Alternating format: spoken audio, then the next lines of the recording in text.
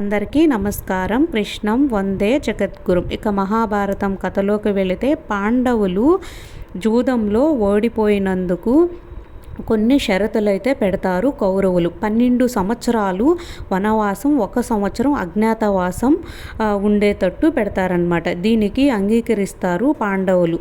అంగీకరించి వీళ్ళు అంతా మళ్ళీ అడవులకి బయలుదేరుతారు. 12 సంవత్సరాలు వనవాసం, 1 సంవత్సరం అజ్ఞాతవాసంలో ఉన్నప్పుడు వాళ్ళు ఎవరికి కనపడకుండా 1 సంవత్సరం పాటు ఉండవలసి కూడా వస్తుంది. ఈ విధంగా ఉంటూ ఉంటారు అడవిలో. అదేవిధంగా వాళ్ళు కనిపించిన మునులను, మహర్షులను, వాళ్ళ యొక్క బాధలను, సమస్యలను చెప్పుకొని బాధపడుతూ ఉంటారు. వాటికి యొక్క పరిష్కార మార్గాన్ని కూడా అన్వేషిస్తూ ఉంటారు. అదేవిధంగా ఎంతో జ్ఞాన సంపార్జన కూడా చేస్తారు, తపస్సు కూడా చేస్తూ ఉంటారు. అయితే ఒకరోజు వాళ్ళు ఒక నదీ తీరానికి వెళ్తారు, నకుల సహదేవులు నీళ్ల కోసం.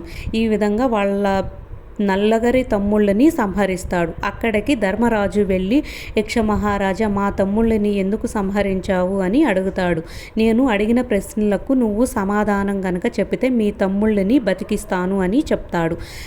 చాలా క్వశ్చన్లన్నీ అడుగుతూ ఉంటాడు. అన్నిటికీ సమాధానం కరెక్ట్గా చెప్తాడు. లాస్టుగా గాలి కంటే వేగమైనది ఏమిటి అని అడుగుతాడు. దీనికి మనస్సు అని చెప్తాడు సమాధానం ధర్మరాజు. ఈ విధంగా అన్నీ చెప్పిన తర్వాత, అయితే నువ్వు నేను అడిగిన వాటికి అన్నిటికీ సమాధానం కరెక్ట్గా చెప్పావు, మీ తమ్ముళ్ళల్లో ఒకరిని బతికిస్తాను అని చెప్తాడు. అయితే నేను కుంతీదేవికి నేనున్నాను, మాతృదేవికి ఒకరు ఉండాలి కదా, కాబట్టి నకుల సహదేవుల్లో ఒకరిని బతికించు అని అడుగుతాడు.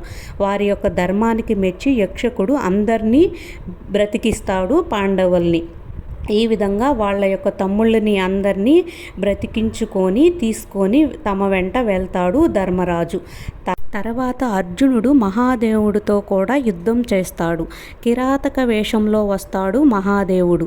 ఈ వేషంలో ఉన్న మహాదేవుడిని గుర్తించలేకుండా పోతాడు. తర్వాత కనుక్కుంటాడు, నాతో యుద్ధం చేసేది మహాదేవుడు అని చెప్పేసి.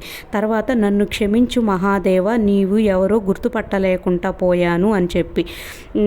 తర్వాత మహాదేవుడు చెప్తాడనమాట, మీ యొక్క ధర్మానికి, మీ యొక్క తపస్సుకు నేను మెచ్చాను, నీకు పాశుపత్రాసం అనే అస్త్రాన్ని ఇస్తున్నాను అని చెప్పి ఇచ్చి అక్కడి నుంచి వెళ్ళిపోతాడు మహాదేవుడు. అంతే అన్నమాట ఈరోజు స్టోరీ.